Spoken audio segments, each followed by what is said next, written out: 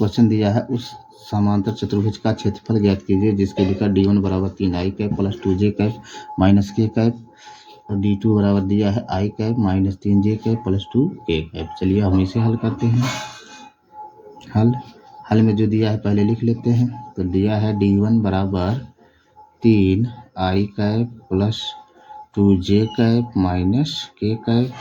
इसके बाद d2 दिया है i cap minus 3j cap plus 2k cap. ठीक, इतना दिया है।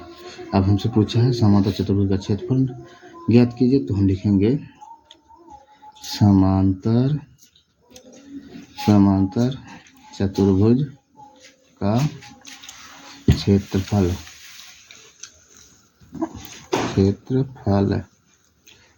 बराबर होता है 1/2 मापांक vector d1 cross vector d2। चतुर्भुज का क्षेत्रफल बराबर होता है 1/2 मापांक vector d1 cross vector d2 का। तो चलिए अब हम सबसे पहले vector d1 cross vector d2 निकालते हैं, तब इसका मापांक निकालते हैं, इसके बाद इसमें रख देंगे। तो ये हम मान लेते हैं समीकरण नंबर 1। ठीक, तो अब चलिए रखते हैं। तो हम निकालते हैं सबसे पहले vector d1 cross vector d2। तो ये होता है मापांक i cap j cap k cap.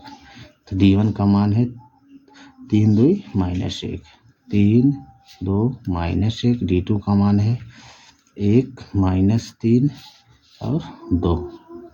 ठीक है, अब हम इसे हल कर लेते हैं। तो ये हो जाएगा vector d1 cross vector d2 बराबर, अब देखिए प्लस माइनस प्लस चलता है, तो पहला प्लस i इंटू पहला पंक्ति और पहला कॉलम ढकेंगे तो ये हो जाएगा 2 दूनी 4 माइनस माइनस प्लस 3 1 का 3 माइनस 3। ठीक, फिर minus j into j cap into पहली पंक्ति दूसरा कॉलम ढकेंगे, पहली पंक्ति और दूसरा कॉलम ढकेंगे ऐसे। तो बचा 3 दूनी 6 3 1 का 1 तो 3 दूनी 6 1 1 1 माइनस माइनस प्लस 1। फिर प्लस के पहला पंक्ति तीसरा कॉलम ढकेंगे तो है 3 3 का 9 माइनस 9 और 2 1 2 माइनस 2। ठीक, तो इसे और सरल कर लेते हैं।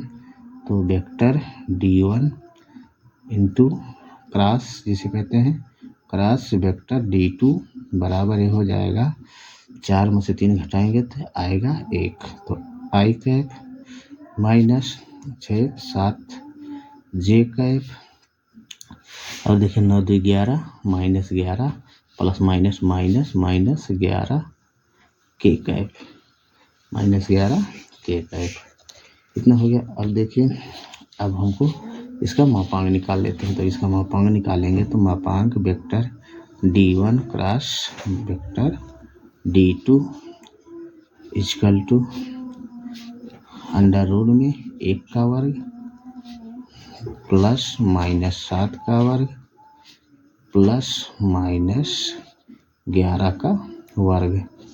तो इसे हम सरल करते हैं तो हो जाएगा vector d1 cross vector d2 का मापांक बराबर हो जाएगा अंडर रूट में 1 का वर्ग 1 7 7 49 माइनस माइनस प्लस 49 फिर माइनस माइनस प्लस हो जाएगा, मतलब माइनस का वर्ग करेंगे तो प्लस हो जाएगा।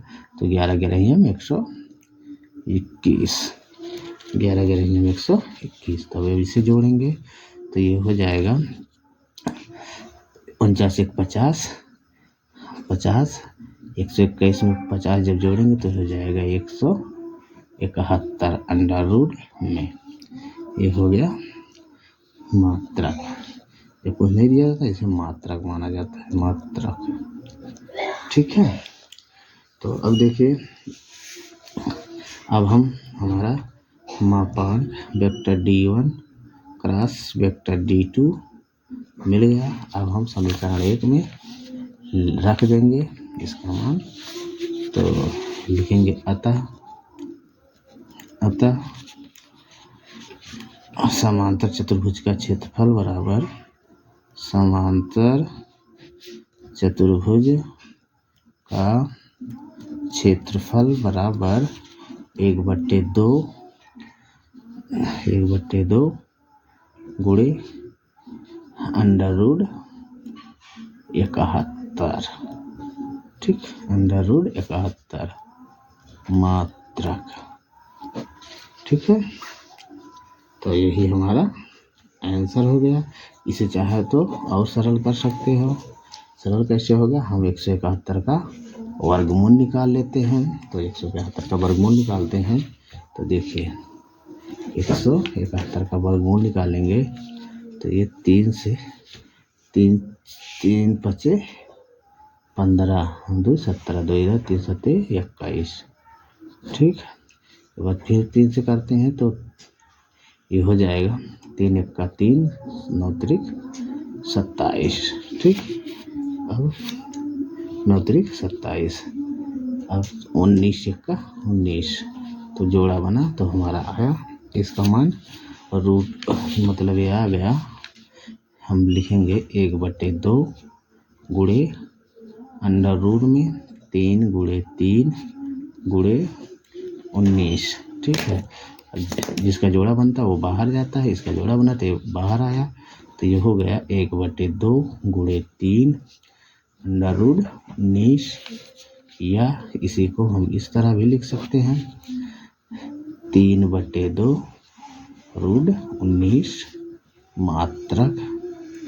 यही हमारा फाइनली आंसर है, ठीक है। तो हम यहाँ भी छोड़ सकते हैं, ये भी हमारा आंसर है और ये भी हमारा आंसर, क्योंकि बोर्ड परीक्षा में आप लोग उत्तर माला तो मिलेगा नहीं, तो यहीं तक छोड़ दीजिएगा, तब वो कोई दिक्कत नहीं है, नंबर पूरा मिलेगा। नहीं तो और हल करना चाहते हैं तो और हल कर देना, यह चाहे यहाँ छोड़ दिए चाहे यहाँ छोड़ दीजिए, मतलब सबका आंसर एक ही है, बस थोड़ा एक स्टेप आगे हो गया बस, ठीक। तो ये भी क्वेश्चन हो गया हमारा। अगर वीडियो ना समझे, वीडियो को दोबारा देखें, वीडियो को लाइक और शेयर जरूर करिएगा दोस्तों।